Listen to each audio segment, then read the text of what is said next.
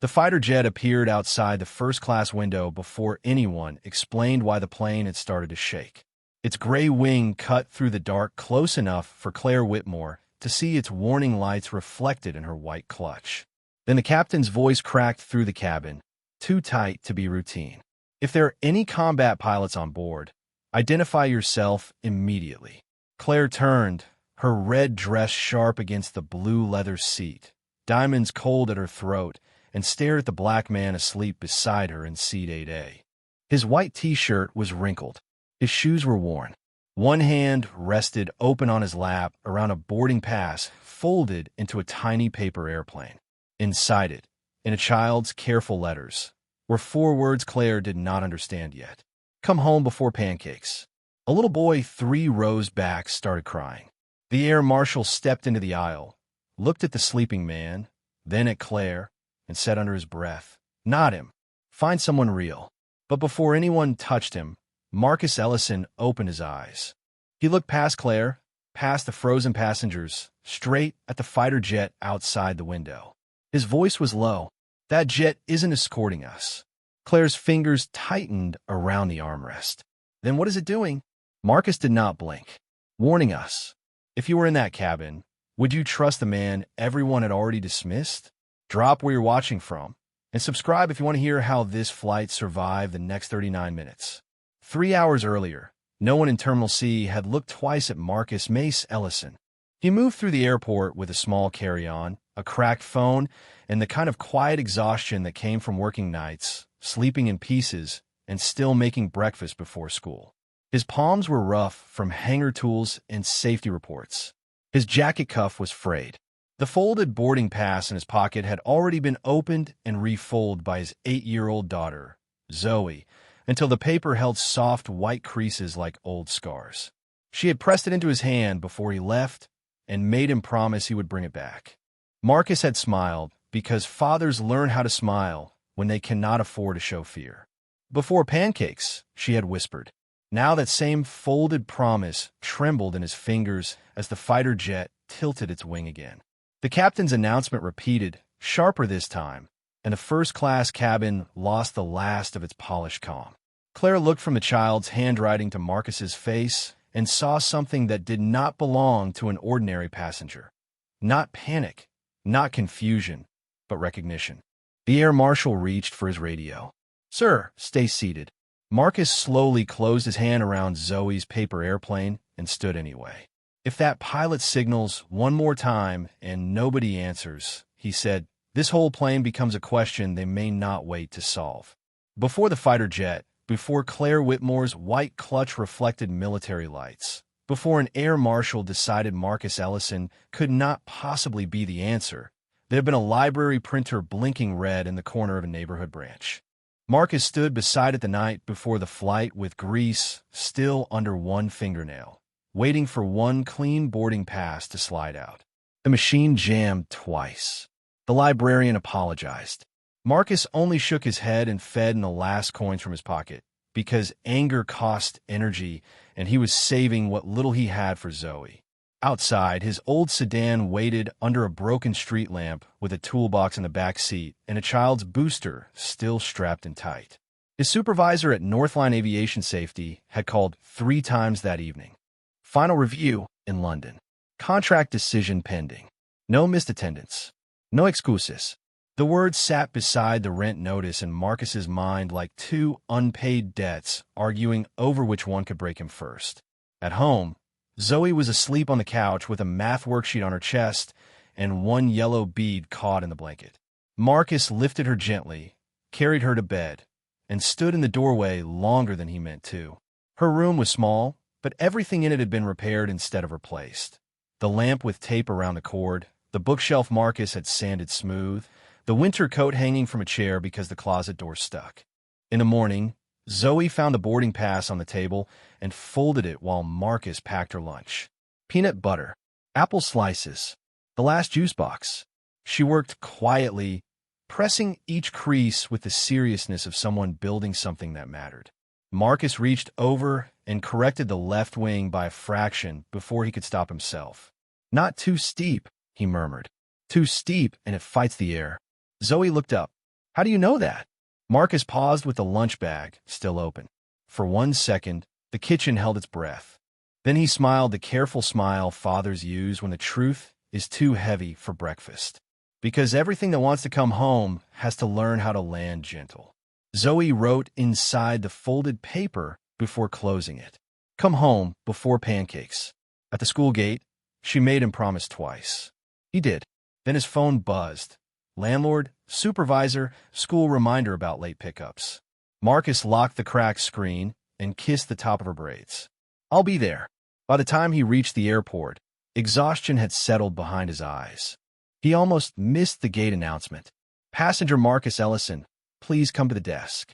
The agent glanced at his worn shoes, then at the screen. Economy is overbooked. We're moving you to seat 8A. Marcus looked down at the new boarding slip. First class, a place where people like him were rarely mistaken for belonging. The new boarding slip felt heavier than the old one. Marcus stood at the gate desk for half a second too long, looking at the printed words Seat 8A, while the agent's smile stayed polished and empty. You'll board with Group 1, she said, already looking past him. Behind Marcus, a man in a navy blazer gave a quiet laugh, the kind not meant to be heard but meant to be understood. Marcus folded the slip once, placed it beside Zoe's paper airplane inside his jacket, and said, Thank you, ma'am. No argument. No explanation. No need to prove he knew how to walk through a door someone else thought was too expensive for him. First class smelled different from the rest of the plane. Warm leather, expensive perfume, chilled champagne, the faint metallic breath of conditioned air. Claire Whitmore was already seated beside the window suite when Marcus reached row 8, her red dress sharp enough to look like a decision, a white clutch resting on her lap, diamonds at her wrist catching the cabin light every time she turned a page on her tablet. On the screen was a headline Marcus saw only for a second before she tilted it away. Whitmore Group faces London board vote after family aviation scandal. Her eyes lifted to him, then to his worn shoes, then to the frayed cuff of his jacket. Not cruel, not loud, just practiced. The look of someone who had spent years deciding who belonged in a room before they spoke. Marcus checked the row number once. Excuse me, he said softly. I'm 8A.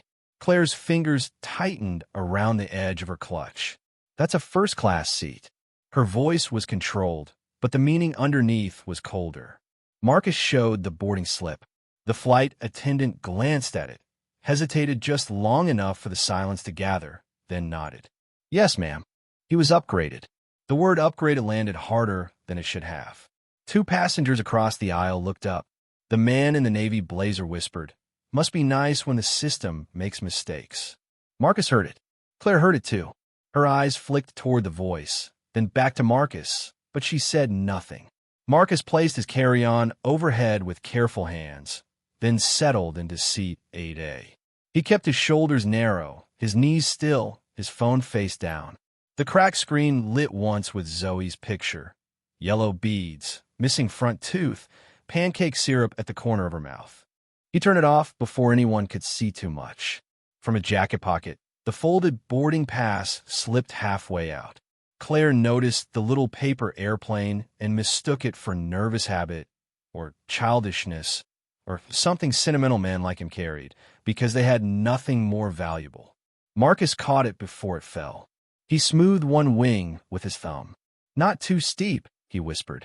Too steep and it fights the air. Claire looked away, but the words stayed between them.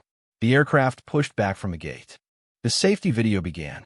Marcus leaned his head against the seat and closed his eyes, not because he trusted the sky, but because exhaustion had finally found him.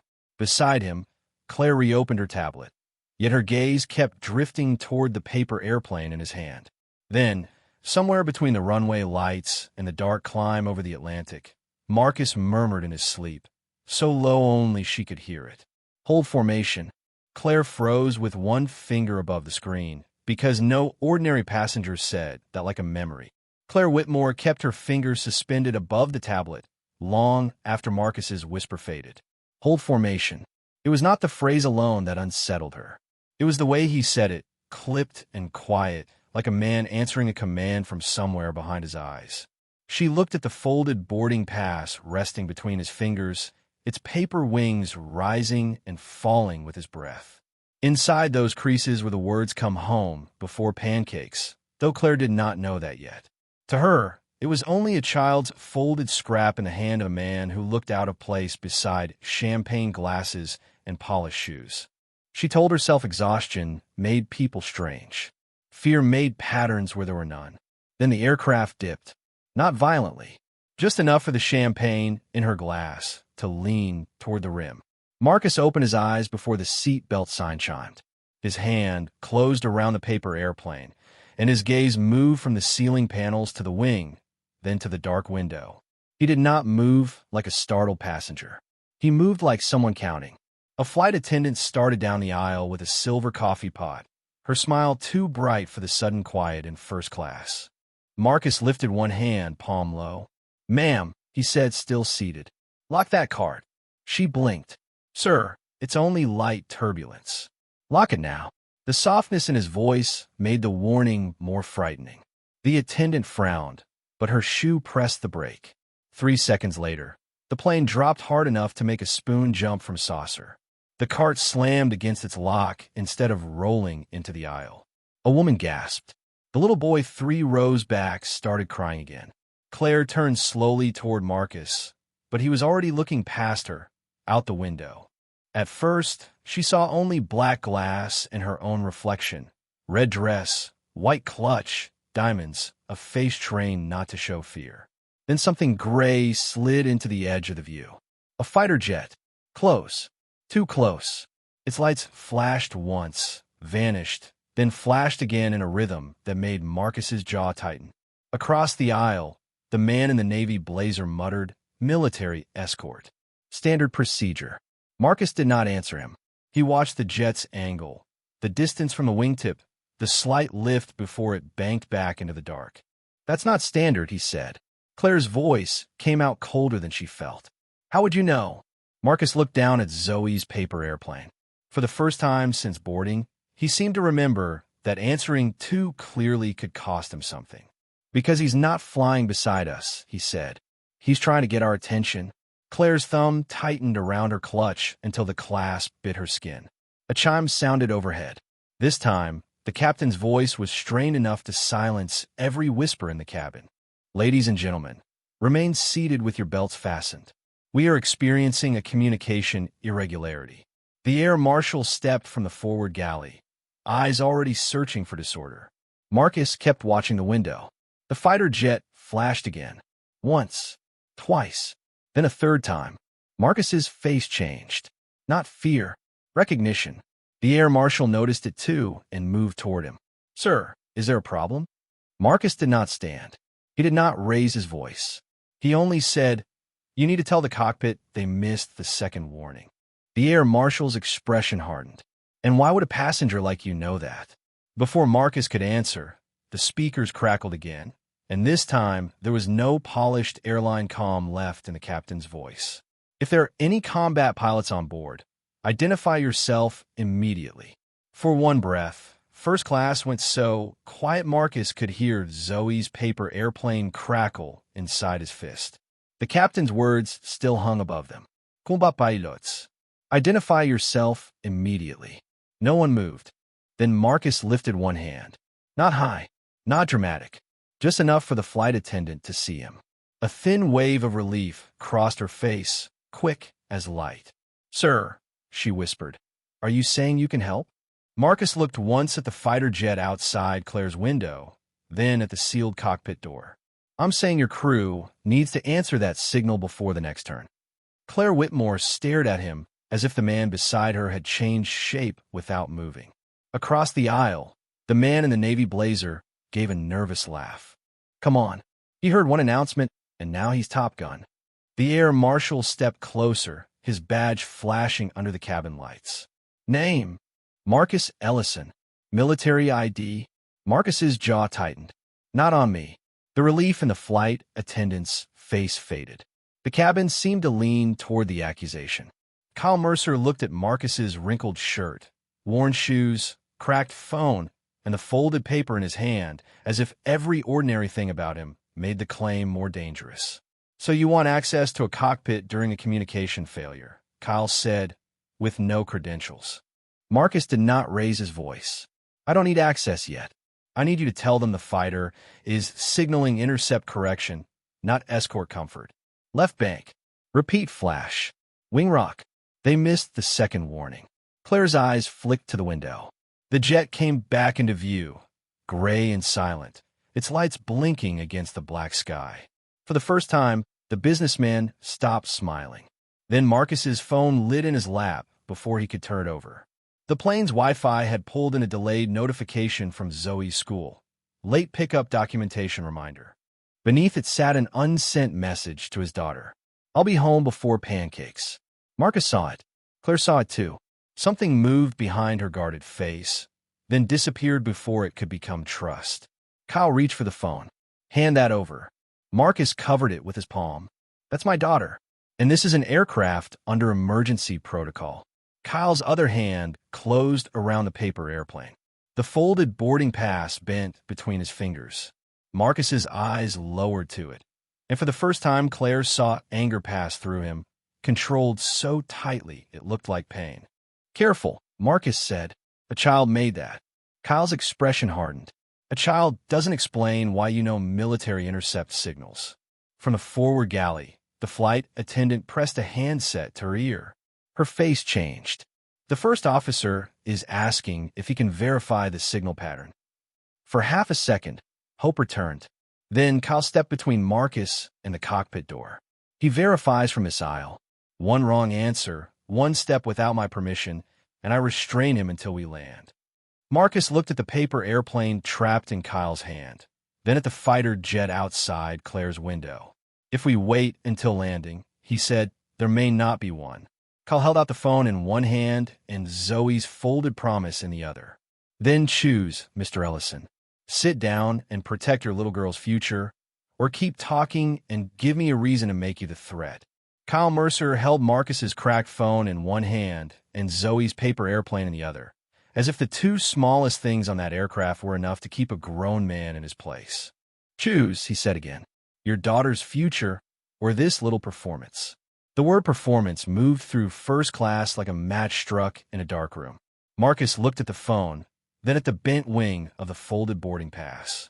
His face did not break. His voice stayed low. "My daughter's future is exactly why I'm still talking." Kyle's thumb hovered over the radio, clipped to his vest. "Wrong answer." The flight attendant, pale now, lifted the handset from the galley wall. "First officer wants the signal read back. He says now." Kyle shifted his body just enough to block Marcus from the aisle. "He can answer from there." No movement toward the cockpit.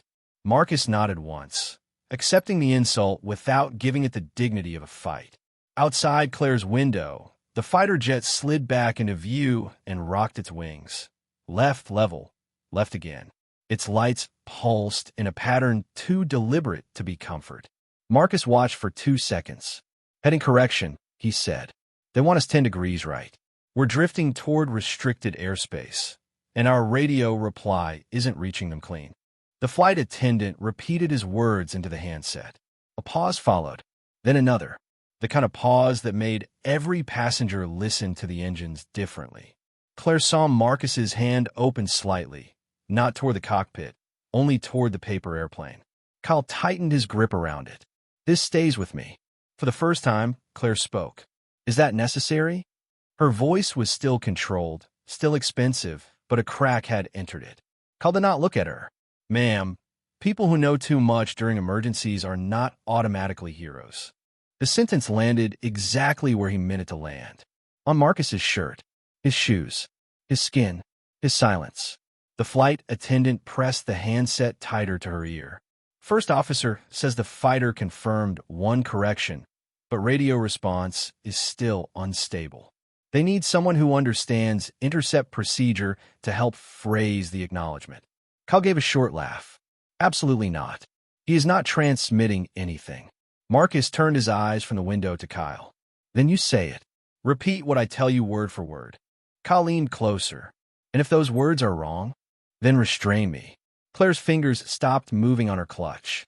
Marcus had offered his own body before he offered a lie. Kyle pulled a small incident form from his vest pocket, the kind used after disturbances, not miracles. Sign this first.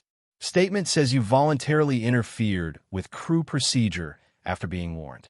If this goes bad, it's on you. Marcus looked at the form, then at his phone lighting again with Zoe's school number. One call from the ground, one fighter in the sky, one child waiting for pancakes in a kitchen he might never see again. Claire almost told him not to sign. Almost. But her lawyers, her board, and her whole life of procedure sat behind her teeth. Marcus took the pen. I won't sign a lie, he said, but I'll take responsibility for the truth. He crossed out one line, wrote 6 words beneath it, and handed the form back. Protect passengers. Preserve life. No false statement. Before Kyle could respond, the fighter jet flashed again, faster this time. The flight attendant went white. The first officer says they're giving us one final signal. Marcus stood still, Zoe's paper airplane still trapped in Kyle's hand, and whispered, then after this, they stop asking. For 3 seconds after the final signal, nothing happened. Then Marcus spoke slowly, one word at a time, while the flight attendant repeated him into the cockpit handset, and Kyle Mercer stood close enough to make every syllable feel like evidence. Acknowledge visual intercept. Adjust heading 10 degrees right. Maintain altitude. Await corridor confirmation. The first officer read it back. Outside Claire's window, the fighter jet's lights flashed once, then steadied. Across first class, people exhaled as if the plane itself had been holding its breath. The little boy 3 rows back stopped crying. Even the man in the navy blazer lowered his eyes. For one fragile moment, it looked as if Marcus had done exactly what he said he could do. Then the handset crackled again, and the flight attendant's face drained of color. First officer says the captain is incapacitated. Radio is unstable again. They need the man who read the signal at the cockpit door. Relief broke like glass. Kyle moved first. No, Marcus did not argue. He only looked at Zoe's paper airplane, still bent in Kyle's grip. Then tell him this, Marcus said. If the fighter drops below our wing line, they're not guiding anymore. They're forcing compliance. Kyle stared at him. You keep saying things only someone involved should know. The accusation settled over the cabin heavier than turbulence. Marcus's phone lit on the seat, a delayed school alert showing Zoe's name beside the words missed pickup notice pending. Claire saw it. So did Kyle. He used it like a knife. You can still sit down, he said. You can still be the father who goes home. Keep pushing, and your daughter may watch you dragged off this aircraft in handcuffs. Marcus closed his eyes for half a breath. When they opened, there was no panic in them, only grief held under discipline. He reached for the paper airplane. Kyle pulled it back. Evidence now. That was when Claire's hand moved. Not enough to save him. Not enough to be brave yet. Just enough to stop Kyle from crushing the fold completely. Don't destroy it, she said. Kyle finally looked at her. Ma'am, stay out of federal procedure. Marcus looked at Claire then, and she saw the cost in his face. The job in London, the rent due Friday, the child waiting for pancakes, the promise breaking apart in real time. He could have sat down. He could have let the men with badges and radios own whatever happened next. Instead, he took the incident form from Kyle's vest, turned it over, and wrote beneath the line he had already signed. If I am wrong, restrain me after the passengers are safe. Then he removed his jacket, placed it on the seat, and stood in his wrinkled white t-shirt under every suspicious eye in first class. My daughter doesn't need me to look innocent, he said quietly. She needs me to do right when it costs something. The flight attendant lifted the handset again. Before Kyle could block her, the first officer's voice bled through, thin and terrified. Ask him what call sign to give the escort lead. They're asking who trained him. Marcus went still. The paper airplane trembled in Kyle's hand. One bent wing opened just enough for Claire to see Zoe's hidden words. Come home before pancakes. Marcus did not take his eyes off the cockpit door. Tell them, he whispered. The man in 8A knows the old intercept language. The first officer repeated it. A long silence followed. Then a new voice came through the static, military, sharp, suddenly shaken. Say again. Did you say seat 8A? The question from the fighter lead moved through the handset, and froze every face within hearing distance. Say again. Did you say seat 8A? Kyle Mercer's grip tightened around Zoe's paper airplane, but the bent wings stayed open, the child's words showing like a quiet accusation. Come home before pancakes. Marcus did not step toward the cockpit. He did not reach for the radio. He looked at the fighter jet holding position outside Claire Whitmore's window, then said, "Ask him what phrase he uses when radios go dirty." The first officer repeated it, his voice thin with fear. Static answered. Then the military voice came back, sharper now, low and slow. "Don't fight the air." Marcus closed his eyes for 1 second, and Claire saw the breath leave his chest. Not fear. Recognition. Reply. Marcus said, "Too steep and the sky fights back." The flight attendant stared at him. "What does that mean?" Marcus opened his eyes. "It means he knows who trained him." Silence swallowed the cabin. Outside, the fighter jet dipped one wing, then steadied. The military voice returned, and this time everyone in first class heard the change in it. "This is Escort Lead Raven 2. If that passenger is Marcus Mace Ellison, you listen to him. He trains civilian intercept recovery when radio response fails dirty. He knows this pattern." The cabin did not gasp all at once. It went quieter than that. The kind of silence that made expensive watches, ice cubes, and shallow breathing sound guilty. The man in the navy blazer stared at the carpet. Kyle's face lost its certainty by inches. Claire looked at Marcus as if the seat number beside him had become a witness. Seat 8A was no longer where an exhausted black father had been sleeping. It was where the answer had been sitting while everyone judged the wrapping. The first officer's voice cut through again. "Mr. Ellison, I have partial control, unstable radio, captain unconscious, and escort demanding clean compliance. I need instructions." Marcus stepped into the aisle. Kyle moved to block him, but Claire stood too, white clutch in one hand, the other hand finally leaving the safety of her armrest. "You asked for verification," she said, her voice low but carrying. "You got it. Now stop protecting procedure from a truth." It was not an apology. Not yet. It was something harder for a woman like Claire, a public choice. Marcus did not look grateful. He only looked focused. "First officer keeps command," he said. "I do not touch controls unless he orders it. Tell him to acknowledge Raven 2, hold altitude for 7 seconds, then begin a shallow right correction. No sharp climb, no panic turn, low and gentle." The words landed in Claire's chest because she had heard them before in a whisper beside her seat. "Too steep and it fights the air." The flight attendant repeated every instruction. In the cockpit, the first officer followed. Outside the window, Raven 2 slid ahead, no longer pressing close like a threat, now leading. The commercial jet groaned, tilted, and corrected with a slow, trembling obedience that made passengers clutch seats and strangers reach for each other's hands. Kyle lowered the paper airplane without meaning to. Marcus took it back carefully, smoothing the bent wing with his thumb while still watching the window. The fighter lead came through once more. "Good correction. Hostile profile cleared." Whoever read that signal just kept this aircraft from being treated as non-compliant. The words struck the cabin harder than thunder. Hostile profile cleared. Every person who had looked at Marcus like a mistake now understood what that mistake had almost cost. But before anyone could speak, the first officer's voice returned, thin with new fear. "Mr. Ellison, we're not done. We have to put this aircraft down, and I don't have the captain." Marcus folded Zoe's paper airplane against his palm, looked once at Claire, then toward the cockpit door. "Then give me a headset," he said, "and nobody touches that child's promise again." The headset settled over Marcus Ellison's ears, but he did not take the captain's seat.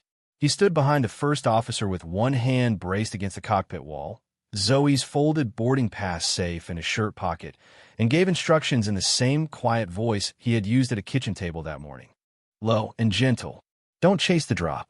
Let the plane come down before you ask it to obey. Outside, Raven 2 guided them toward a military runway, glowing through the dark. Inside first class, luxury had gone silent.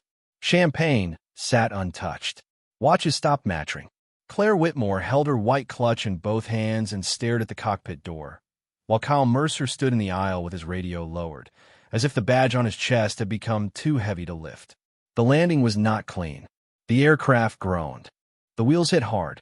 Smoke and rubber burned under the cabin floor, and the long shudder of brakes dragged every passenger through the same terrible thought. Not yet. Not yet. Not yet. Then the plane stopped. For a moment, no one applauded. They only listened to the engines winding down and the small, broken sound of people realizing they were still alive. Marcus removed the headset and touched the folded paper in his pocket. Bent. Warm. Still there.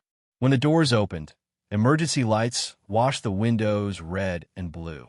Passengers stepped out slowly, some looking back at Marcus, some unable to meet his eyes. The man in the navy blazer moved aside without a word. Kyle returned Marcus's cracked phone with both hands. "Mr. Ellison," he said, and nothing more. Marcus took it without triumph. It belonged to Zoe. That was enough.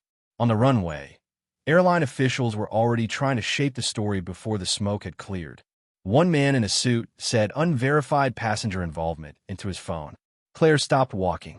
Her red dress caught the emergency lights like a flag that had finally chosen a side.